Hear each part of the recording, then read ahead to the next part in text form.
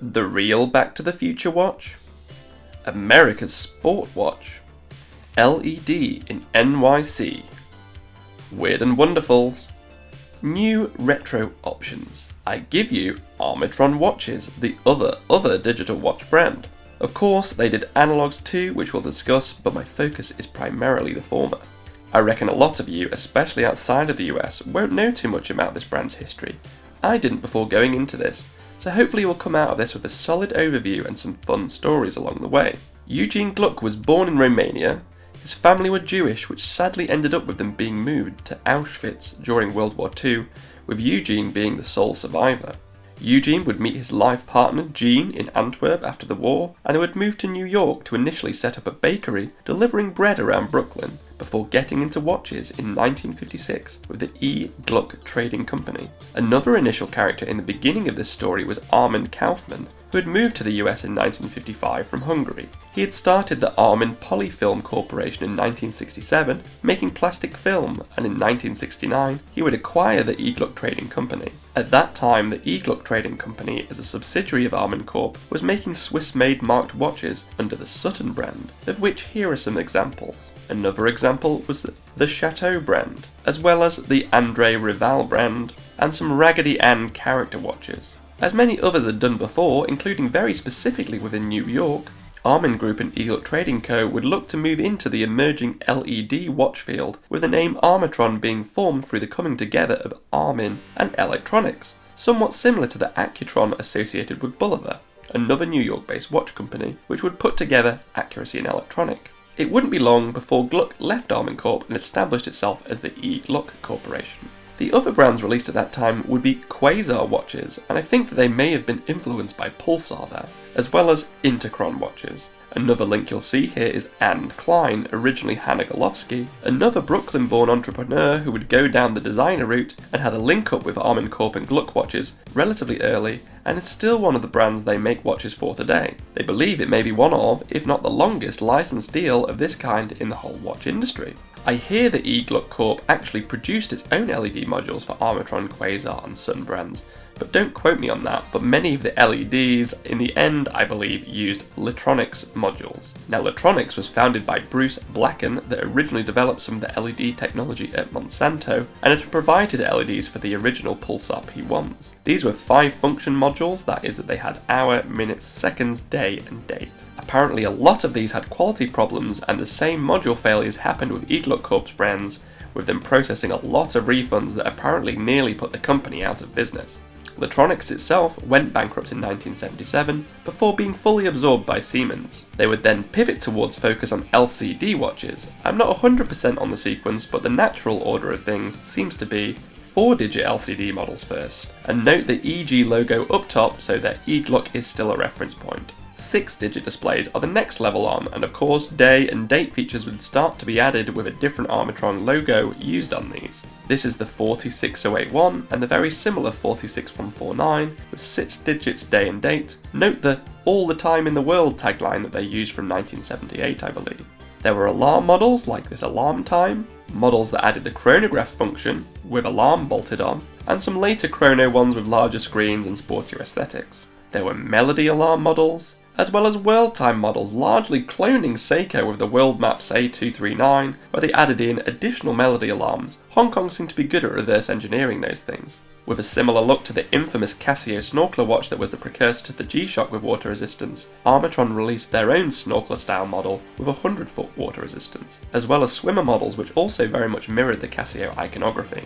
There were plastic LCD watches, including those with this fun sun and moon graphic in different colours, as well as Anna-Digi models of a few different flavours, including this, let's be honest, clone of a Seiko H127. Another brand Gluck Corp had going at the same time was Quasatron, which I've seen less examples of. Armitron had a whole bunch of different calculator watches, but let's dig into a fun one. Now of course we all know about Marty McFly's Casio calculator watch from Back to the Future, but did you know about Emmett Brown's Armitron calculator, or potentially more accurately, the Wrist Comp 101, Armitron's answer to the Casio databank, which could store numbers and dates due to having a memory function. This other white one does look similar though too, so it's possible that it could be this model. And here are some other examples of cool Armitron calculator watches, with one I thought was weird being this one with a hidden membrane panel that you could open up. Probably the weirdest one is the piano game watch released in 1983, where you could play a melody using the keys and it even had a game. Why not? And in that spirit, why not listen to George, Lizzie and Ralph from Rampage and click subscribe now? A like would be nice, and for those super keen people,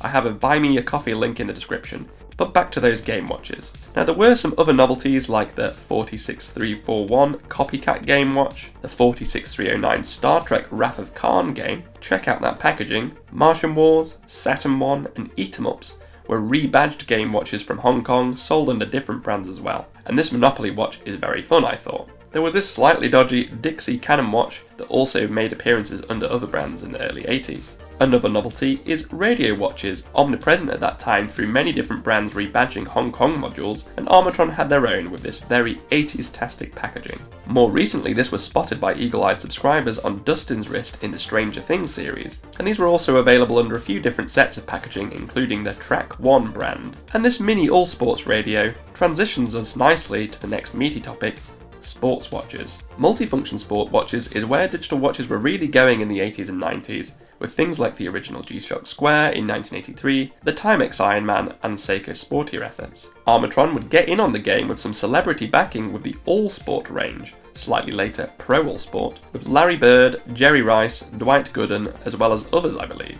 Their branding during this period was very much America's watch, an involvement in American sports. Also, European guys don't ever see an Armitron over here, and this seems to have been consistent over time. The Sports Link aligns with their sponsorship of the New York Yankees as official timekeeper on the scoreboard from the 80s until now, as well as the prominent Armitron clock. They were the timekeeper for the New York Mets as well. You can see the leverage of Gary Carter for the Mets as an ambassador in this fun poster. And whilst I'm on the topic, they were only timekeepers for the American Gladiators. As light aside, baseball fans, tell me if it's realistic for anyone to hit the Armitron clock at the Yankee Stadium. When looking it up, I came across the story of Bama Rowell in 1946 hitting the bull of the clock at the Dodgers' Ebbets Field Stadium in Brooklyn, New York, which would be the inspiration for the famous scene of Roy Hobbs in the 1952 book The Natural, which would appear in the later film of the same name starring Robert Redford. The story goes that Bolivar had promised anyone who hit the clock a free watch, but Bama Rowell wasn't given one until 1987, which Bolivar pronounced as being Bama Rowell Day when they presented it to him. I wish I knew what watch it was, so let me know in the comments if you do.